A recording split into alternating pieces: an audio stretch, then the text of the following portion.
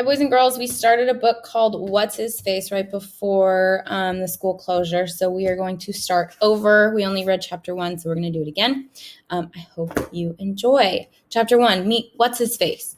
Cooper Vega is invisible. Okay, not really. But when you're the new kid and people look right through you, it sure feels that way.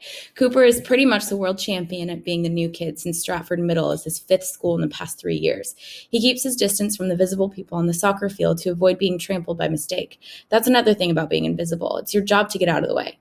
At Stratford Middle School, the opposite of invisible is Brock Bumgartner. Right now, Big Brock is poised in front of the goal, deflecting every ball that comes his way. He dives, he leaps, he flies, his hands are everywhere.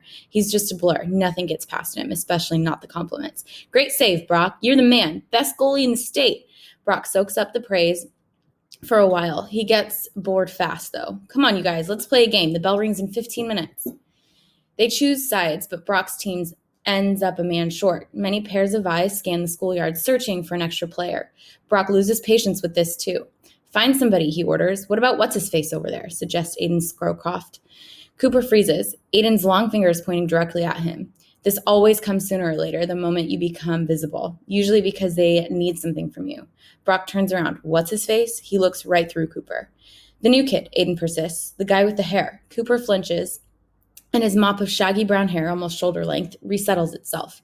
My name is Cooper Vega, he supplies. All right, you're on defense, Brock tells him. Don't mess up. Eagerly, Cooper jogs onto the field. He's been a student at Stratford Middle School for a week and a half, and this is the first time anyone has noticed he's even alive. Changing schools every 6 months is standard stuff in the Vega family. Captain Vega's in the military. You go where you're sent and keep quiet about it. Cooper's used to this lifestyle, but that doesn't make it any easier, especially in a town like Stratford, where all the kids seem to have been together since they were old enough to walk. Cooper's happy to be included, even as what's-his-face or the new kid. Some of the places he's been parachuted into have been welcoming and friendly. This isn't one of them. Cooper isn't a stellar athlete to begin with, but he's especially awkward today. It's the phone, his brand new GX4000, the most advanced smartphone on the market. He's only had it since yesterday. It was his sorry we had to move you away from all your friends again present. If he falls down and smashes it, he'll never forgive himself, and his parents will definitely never forgive him. The thing costs nearly twice as much as a top-of-the-line iPhone or Android. It's bigger and bulkier and feels somehow vulnerable in his pocket, like it's always on the verge of falling out. What are you doing, kid? Brock's voice barks from behind Cooper. You're just standing there. Get your head in the game. There's no question who the criticism is aimed at. The goalie has plenty of coaching for everybody, but all the others have names. Cooper is the only kid.